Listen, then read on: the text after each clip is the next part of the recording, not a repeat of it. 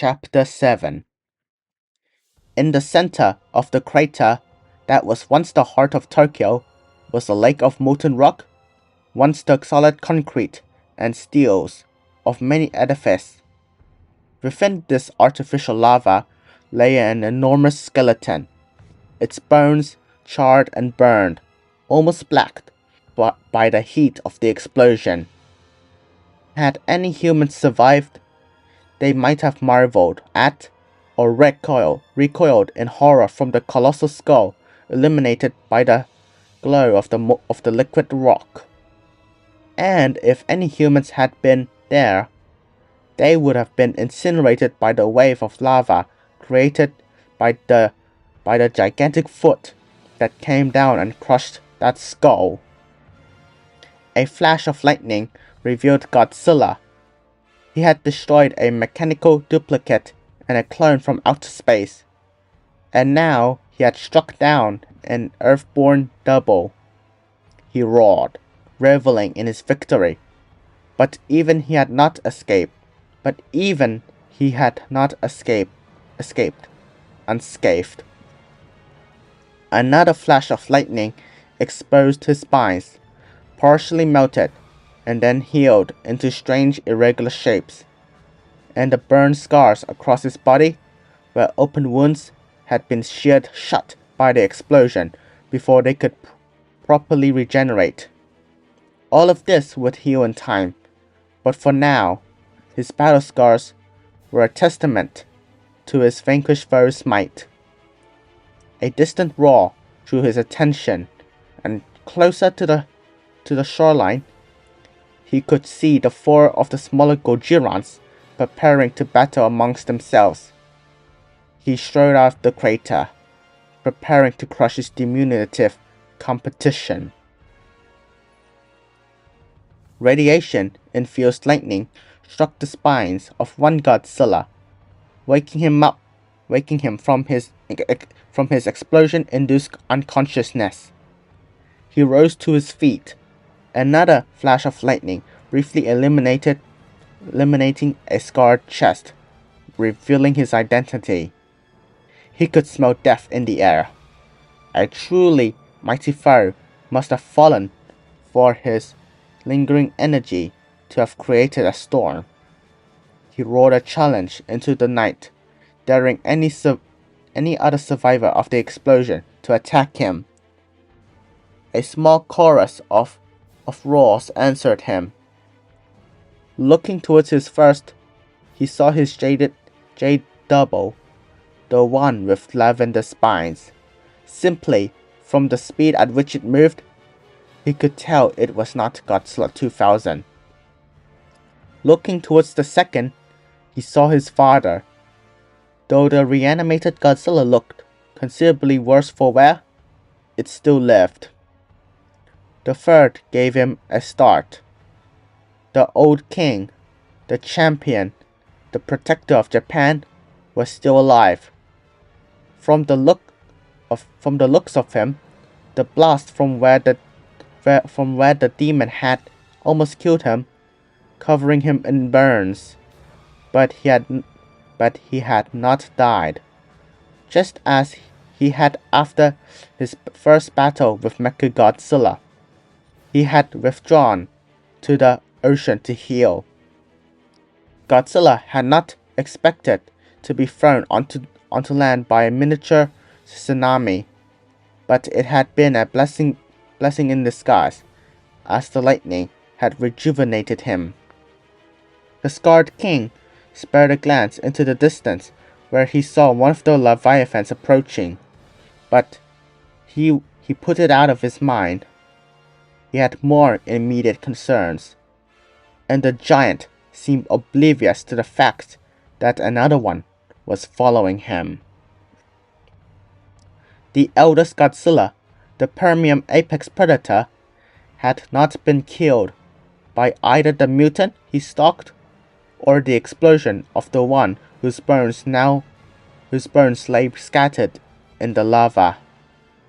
He had survived the asteroid that ended his era, and then dug deep beneath the earth where the pressure and heat was enough was enormous to obtain life-granting radiation, and when he had emerged in 1954, Castle Bravo had not been enough to kill him. It would take far greater powers to send him to the grave. But the eons had made him cautious.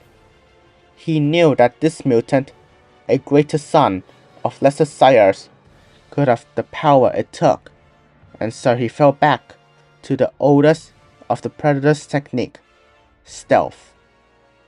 He timed his steps with those of his prey to prevent it from hearing his footfalls, and with his greater stride length, he slowly and steadily caught up to his soon-to-be victim. However, luck and chance ruined even the best-laid plans, and a random swish of the mutant's tail struck his leg and alerted it to the predator's presence. The mutation turned its head in surprise, but it was too late. The predator lunged for the back of the prey's head and bit down and squeezed. With one claw, he dug into his prey's shoulder to prevent it from turning around, and with the other, he gripped one of its more severely melted spines to further immobilize it. The mutant struggled in his grasp, but the predator would not be denied. He felt the scales give way under his teeth, then the softer flesh. All that remained was the tough skull. Any moment now, he would crush this pretender's brain in his jaws and the battle would be over. Godzilla thrashed in his attacker's grip and fired his atomic ray at everything and nothing in desperation. But in spite of everything, he could feel his skull beginning to give way. He let out a final defiant roar as his skull cracked beneath the pressure, betraying no fear, only a terrible rage at being denied his victory. With a loud snap, the skull finally gave way. The mutant's brain was crushed, and when the predator released him, Godzilla fell forward with a loud thud. He was dead before he hit the ground. The alpha predator let out a victorious roar. It had taken every ounce of his skill as a fighter and a hunter, but he had triumphed over his two only real rivals. He set off for the smaller ones, intent on ending this long war before the night was over. One might have expected the four Godzillas to break into two separate duels, but instead, their battles had devolved into free-for-all melee, with each fighting the three others. The hero punched the one with purple spikes, causing it to stagger sideways into the demon, who retaliated against the perceived aggression with a bite to the back of the neck. In turn, the soul green Godzilla shifted slightly so that its spikes stabbed into the demon's arm, piercing its thick hide and drawing blood. The hero paused to register how easily the purple spikes had cut through the undead kaiju's scale, leaving him open to a tail whip from his scarred opponent, knocking him over. The champion rolled with the blow and got back to his feet, firing his atomic breath as he did so, aiming for the scar, wringing a cry of pain from his foe. The demon charged his own atomic ray and fired at his emerald-scaled enemy, only for that enemy to leap over the beam, ceasing his attack due to sheer shock. He looked up just in time to see his foe falling back down, crashing into him and slamming him to the ground. The violet-spiked king lunged and tried to bite through the demon's thick scales, struggling to do so. The resurrected king shoved off his opponent and rolled away, taking the opportunity to bite the hero's tail, interrupting an attempted attack, and leaving him open to be bitten on the arm by the scarred Godzilla. But the old king whirled around with a surprising force, pulling his tail from the reanimated monster's jaw and swinging his scarred rivals into his undead father, leaving them to snap and roar at each other. The champion charged the green Godzilla. The one with violet spikes lunged like a cobra, but his elder rival caught him by the sides of the head, turned and flung him over his shoulder.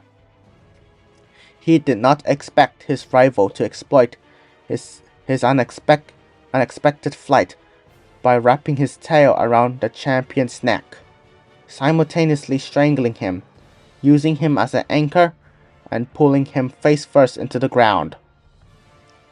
Godzilla got back up and brushed himself off. He prepared to rush into battle again, but halted, feeling a vibration in the ground that did not come from himself or any of his opponent. He looked around for the source and saw the Leviathan approaching from behind him. The Permian Predator roared at all four of them, attempting to intimidate them. In turn, he received 4 defiant roars. It took more than enormity to become king of the monsters. The green Godzilla leaped, attempting to attack the elder's head. He was caught with surprising speed and thrown to the ground. The scarred one charged, but was kicked to the ground with tremendous force. The demon fired its atomic ray, and though this staggered the Titan, it was retaliated by putting its full weight into a tail whip that launched the abomination far off towards the Colossus' corpse. The eldest king glared down at the last of his diminutive challengers, the champion, who looked back defiantly.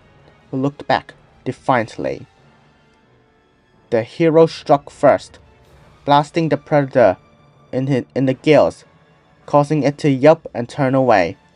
Then he slid on his tail, kicking into the back of the Leviathan's leg, causing him to topple with a thunderous boom. The champion knew that would not keep him down long, and formulated a plan. Though it galled him to retreat from a fight, he needed something more to triumph against so many powerful foes. He fired his atomic breath and began to fly down the coast. This battle was not over by a long shot.